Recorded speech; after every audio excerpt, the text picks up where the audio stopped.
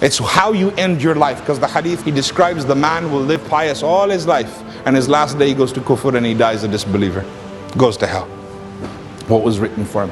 A man will be evil all his life. In his last day he will change and he will become good and he will enter paradise. So the point of that hadith is, don't judge anybody. You don't know when or where or how. People go through hardships. To conclude, hellfire is like that. It is a warning. Don't go here. The Prophet Muhammad, peace be upon him, said everyone will go paradise. More good news. That's good news, isn't it? Well, I thought, that's great. That's it. I didn't read the second part. I only read the first part. Fantastic. Oof, things are better. Then I read the second part. The second part says, except for those of you who don't want to go paradise. So the companions asked, who doesn't want to go to paradise? I said, those who don't want to obey or believe. Those who don't want to follow or believe. And one atheist actually said to me, well, if I don't believe and then I go to hell, how's that fair? Sounds pretty fair to me, dude. You're told believe, man.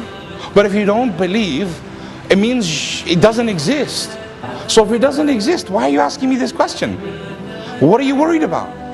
Because in the fitrah, he remembers there's something I was supposed to do, and it bothers them forever. I pray it guides them. I pray for everyone's guidance. To conclude, the hellfire is such a warning that Allah describes as in Surah Qaf. He says, for those who go to hellfire, this God is such a merciful God. He forgives anything and everything, even blasphemy, if you were to repent. If you were to just repent. But if you don't and you go into hell, subhanAllah, what a horrible thing. That ending is seriously a horrible place to enter. Because if you end up in hell, it means you skipped every possible opportunity. And there was nothing but evil in here. And that, I hope, is no one we know. None of us. Hopefully no one. But it's up to the individuals who want to go there. So Allah says, out of anger, because He loves us 70 times or more than even our own mother. He says, you preferred hell over being with me? I wanted paradise for you. Iblis came to Allah the moment he committed kufr. His life was finished. He was damned to hell. And Iblis, Satan, said to God, he says, Wa izatika ya Rab. First he said, oh Allah, let me live. Just give me time till the day of judgment. Let me live with them. Let's test these people you've chosen over me.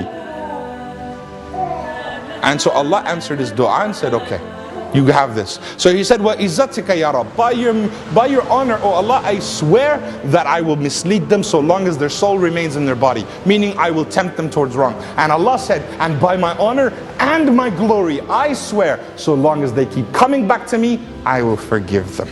Do what you want. That's what he said to Satan. With that much mercy, he says to the man, you preferred hell? You chose not to say, I'm sorry? You just did not want to make tawbah for anything? You thought you created yourself?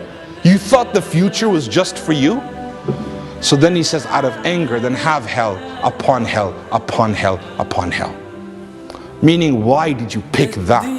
That's not that God wants to punish. He wants to punish no one. God is angry that you ended up there. Why did you choose to go there? Why didn't you want to come and be with me? بدي شافك كل يوم يا حبيبي ولا تغيب عني ولا يوم